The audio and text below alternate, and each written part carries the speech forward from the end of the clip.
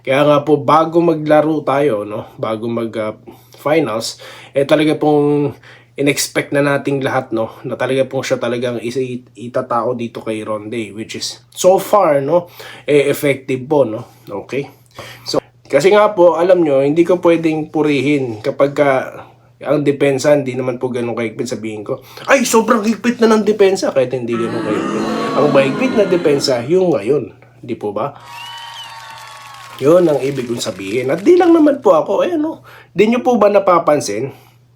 Kayo lang ang may kakaibang comment.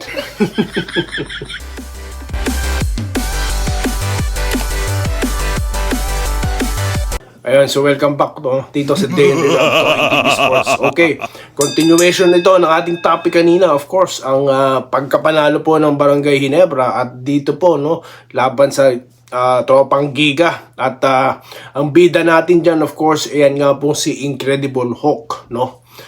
Incredible Hulk. At of course, the Maverick, no? Ang Mr. Consistent na si Ahan Misi. Okay, mga pa-shoutout, no, mabilisan, and of course, no, Troy Rosario na naman, no. Anyways, yun na nga po, no, Incredible Hulk, dahil nga po biruin nyo, hindi lang siya defensive stopper, no. Siya rin po nagpakita ng kanyang scoring at 18 points ang kanyang kinana, no. Kaya nga sabi natin kanina sa natin, topic natin, talagang siya po ang isa, no, sa mga talagang pumukpok dito sa laban na ito, kaya tayo nanalo. Biruin nyo, 18 markers, di ba? Kabilang na dyan yung buzzer beater 3-point shot. At talaga pong nilolocate siya ng kanyang mga teammate, no? At ready po siya every time na nakukuha niya yung bola, no? On the other hand, si Ahan Misi naman po, di ba? Off the bench, di ba?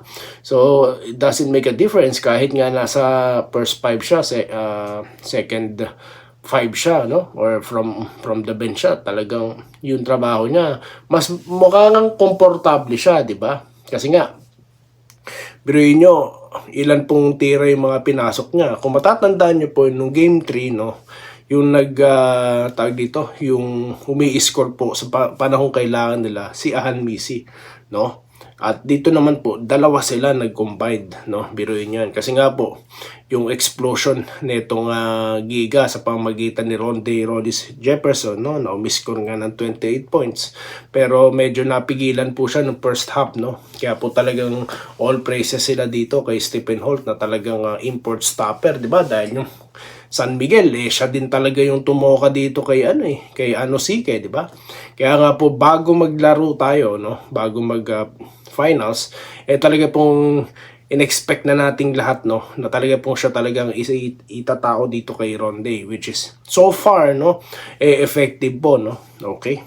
So off na naman po, may 26 points. First quarter pa lang po, nakita niyo naman po yung mga 3-point shots niya, di ba? Tsaka yung mga niya, mga drive niya. So that's his game, di ba? So lumabas dito. Bagamat ito nga pong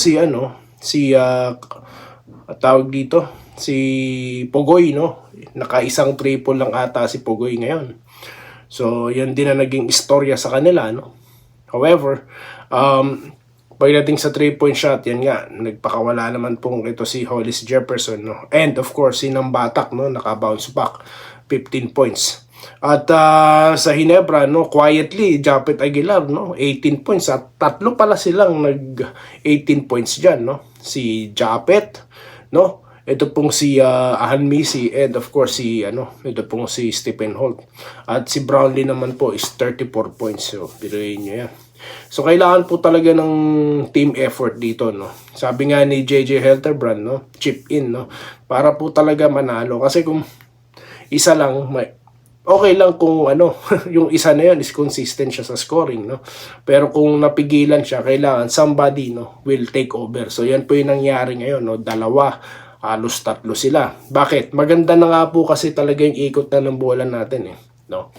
Nakita nyo naman po yung mga hand-off kay Japet, yung mga lob passes, no? Yan po yung hinahanap natin. Tsaka yung mga shooting nila. So, yan na po, bumabalik na. Kaya nga mukhang dire-diretso na po tayo nito, no? Di po ba? Okay, shoutout po, no? Shoutout tayo.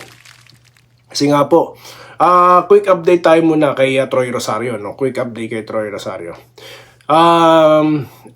Wala pa po siyang koponan at wala pa pong naiulat, no? Bago po ko to sinimulan, no, mga ano po diyan sa Philippines ngayon, madaling araw ngayon, no? Alas 12 dito.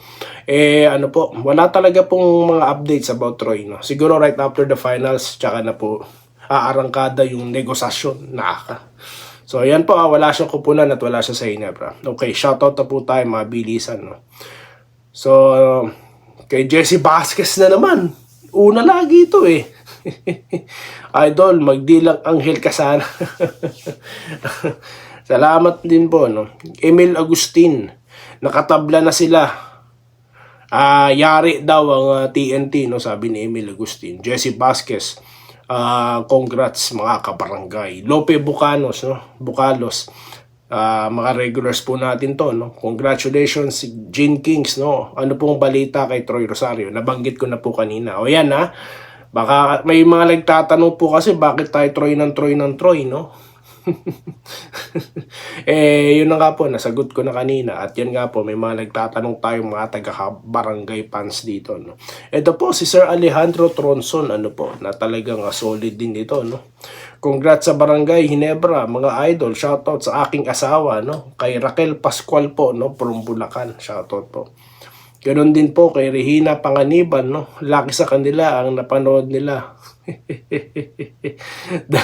Daniel, yung dalawang celebrity, ano? Ginebra na, sabi ni Rino Barra, no? 19. Clemente Bustamante, panalo, idol, Barangay Ginebra, tabla na tayo, no? Yun na nga, tumabla na tayo, no? Tilad ng ating inaasahan. Tuto na, sabi ni Anthony Paredes. Ito po si Ma'am Tita Mel ng Norway, no? Di ako makakomment kanina sa vlog mo. Congrats sa Barangay, sarap ng pakiramdam. Yan nga po, ang Ginebra talaga, no? Pag nananalo, talagang tuwan-tuwa rin po yung mga fans, no? The best ang Gin King, sabi ni po ni Reoni Perlas, no? Willie Bardahe, gandang gabi. Yun ang depensa, hindi pinalamang. Congrats. Yun nga po, yung sinasabi natin dito, no? Depensa po talaga. Ang mga talangka, di makalabas. Sir, hindi kay JB ang best import, kanya naman ang championship. Well, yes, sabi nga po di ba? Hindi kay Japet ang best player, pero sa kanila ang championship. Ano mas maganda, di po ba? Okay, ganun din po kay, ito John Dumandan, no? Congratulations, NSD Ginebra, San Miguel. And sa buong Ginebra team sa best player of the game, Stephen Holt. Yan, natapik po natin siya, no? Ito, sabi ni Berhel, ano? Sabi niya, kanina, iba sabi mo, may hirapan ng Ginebra. Ngayon, iba naman. Nagkukunwari, puro tawa lang. Dinadown mo mga players ng Ginebra. Porke nanalo, iba naman ang kulay mo. Di naman po nagbabago kulay ko.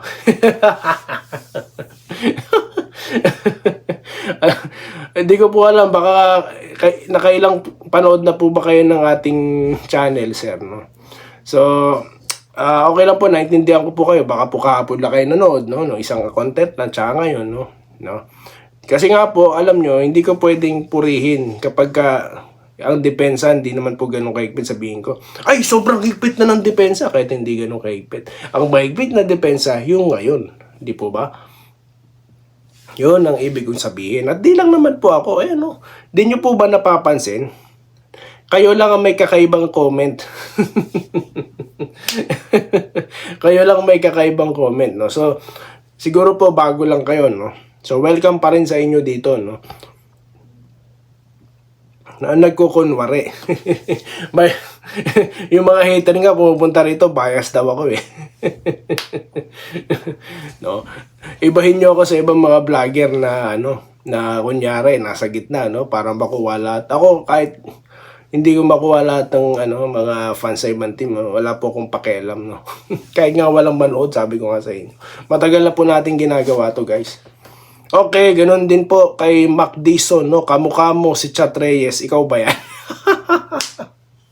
Pagtatabihin ko yung mukha namin sa susunod sa thumbnail, no? I'm flattered, guys. Iram, puro angal. Ayun nga sabi nga ni Pedro Aniban, di ba? Sabi ko nga, in-highlight ko sa isang content natin, no? Sa nakaraang content lang. Hinambalos mo, sabihin mo, bola, pambira naman, brad.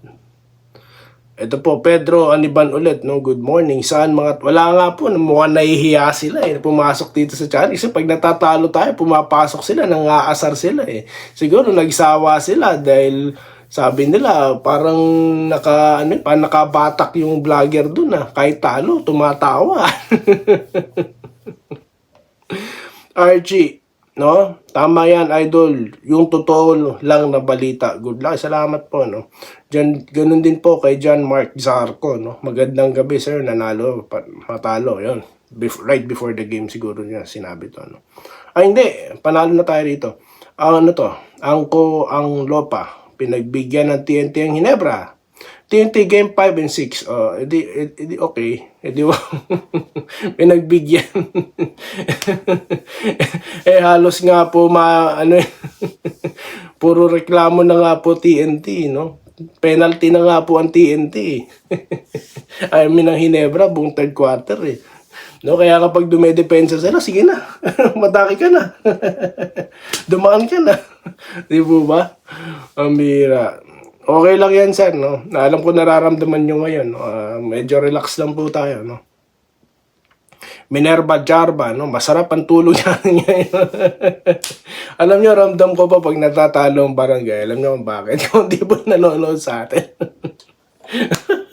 So ngayon, nararamdaman ko talagang gusto nyo munang, o iba yata nag-aantay pa sa atin bago matulog, po.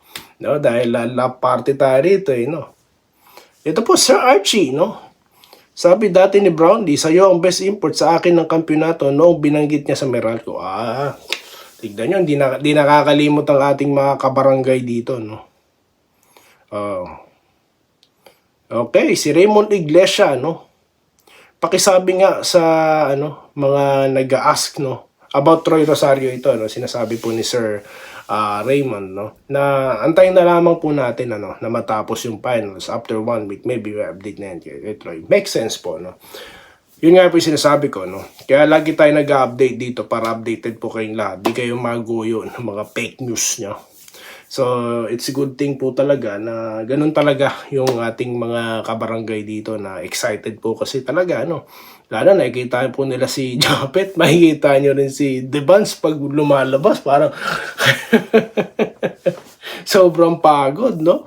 So, kung ikaw, Troy, nanonood ka, baka po talagang maantig ang yung damdamin, De, joke lang, papatawa lang tayo rito. So, yun lamang po, guys, no? At mamaya po, meron po tayong matindiyang shoutout party, para po mabasa ko na ng lubos-lubusan yung mga komento nyo, maging parte ng ating content. So, yun lamang po at muli, magandang gabi po. Alam ko, natutulog pa rin kayo dyan sa Pilipinas, Magising nyo, good morning! So, yun lamang po at muli, maraming salamat sa inyong panonood at magkita-kita po tayo sa mga content, mabilisan dito sa The Enrica Adoy TV Sports. Muli, maraming salamat sa inyong panonood. Salamat po sa panonood. Subscribe na para sa mga susunod na basketball at boxing videos.